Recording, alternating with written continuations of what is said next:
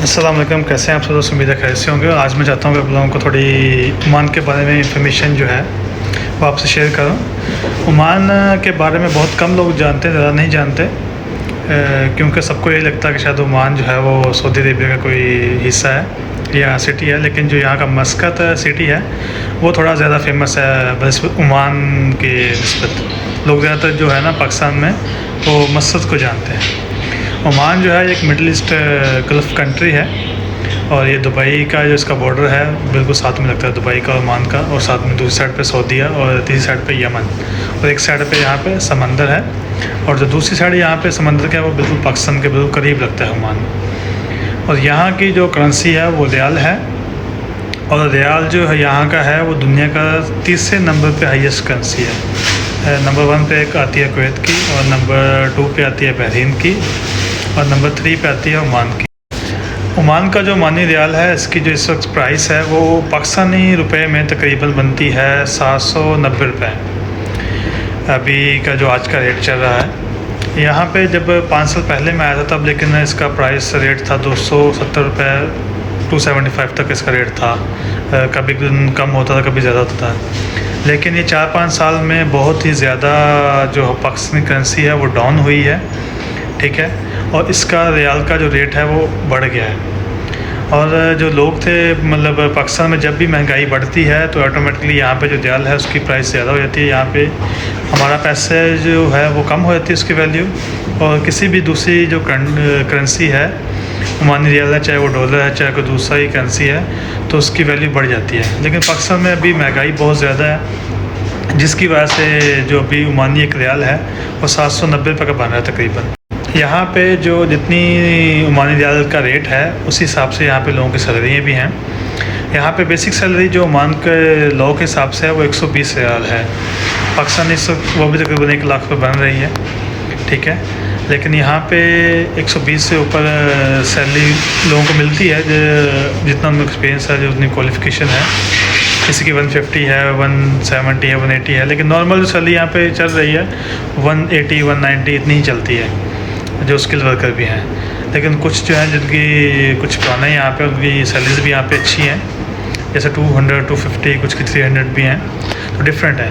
लेकिन यहाँ पे जो एक्सपेंसेस हैं वो भी उसी हिसाब से आते हैं बंदे के लिए, कि जितनी आपका मतलब सैलरी है उसी हिसाब के उसके एक्सपेंसेस भी हैं। फर्स्ट जो एक्सपेंस आता है वो कंपटीशन का आता है। अगर आप कंपनी की कंपटीशन में रह रहे हैं, कोई भी आप कंपनी जो आपको रहने के लिए, यहाँ पे कंपनीज जो फ्लैट लेती हैं वहाँ पे एक फ्लैट लेके बाद में उसमें जितना भी स्टाफ होता है उसको वहाँ पे रहने का अलाउ कर देते हैं। लेकिन अगर आपके पास कंपनी कंपटीशन नहीं है और अगर आप बाहर काम करते हैं बगैर किसी कंपनी के, वैसे यहाँ पे अलाउड नहीं है, लेकिन कुछ लोग यहाँ पे फिर भी काम ऐसा करते हैं, जैसे कंस्ट्रक्शन में, लेबर में। यहाँ पे जो कम से कम रूम का रेंट है वो 35 रियाल है, 30 या 35 रियाल, जिसे बेड स्पेस कहते हैं यहाँ पे, ठीक है। बेड स्पेस अगर आपने लेनी है तो इतने की आपको मिलेगी। उसके बाद वाईफाई एक्सपेंस है, वाटर, इलेक्ट्रिसिटी, तो तकरीबन 40 से 50 रियाल खर्चा हो जाता है पर मंथ। और जो फूड का एक्सपेंस है वो भी कम से कम 30 से 40, 30 रियाल तो कन्फर्म आ जाता है एक बंदे के लिए। अगर वो एक महीना अगर खाना खाता है 2 टाइम भी तो 30 रियाल उसका आ जाता है। लेकिन ये तकरीबन खर्चा 80 रियाल बनता है टोटल पर मंथ एक बंदे का, और ये पाकिस्तान तकरीबन 50,000 रुपये बनता है। अगर आपके पास काम ना हो और आपने यहाँ पे रहना हो तो बहुत मुश्किल होता है उनके लिए, जिनके पास जॉब्स नहीं होती यहाँ पे, क्योंकि उन्हें रूम का रेंट भी देना होता है और फिर दूसरे अखराजात भी हैं, और खाना पीना भी यहाँ पे लाजिम है। तो जितने भी दोस्त अहबाब या गल्फ़ कंट्रीज आना चाहते हैं तो उनके लिए बेहतर यही है कि वो किसी कंपनी में अप्लाई करें और कंपनी में ही आएँ। और मस्कत में यहाँ पे घूमने के लिए जो ज़्यादा प्लेसेस हैं वो खुरम है, मतरा है, बहुत सारी अच्छी लोकेशन यहाँ पे हैं। लेकिन ओमान में सबसे ज़्यादा जो टूरिस्ट है वो आते हैं सलाला के लिए।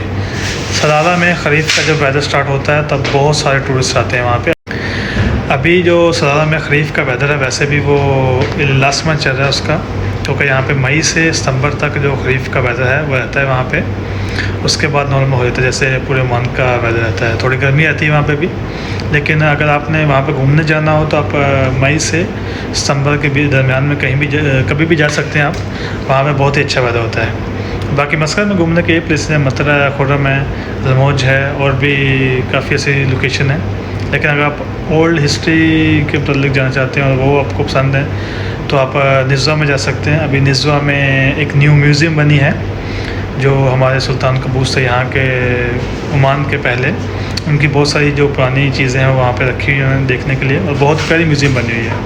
हमारी जो कंपनी की एक ब्रांच भी वहाँ पे है और अक्सर मेरा चक्कर लगता रहता है। इंशाल्लाह अगर मैं नेक्स्ट टाइम गया तो वहाँ पे मैं व्लॉग बनाऊँगा और पूरा म्यूज़ियम का विज़िट भी करूँगा इंशाल्लाह।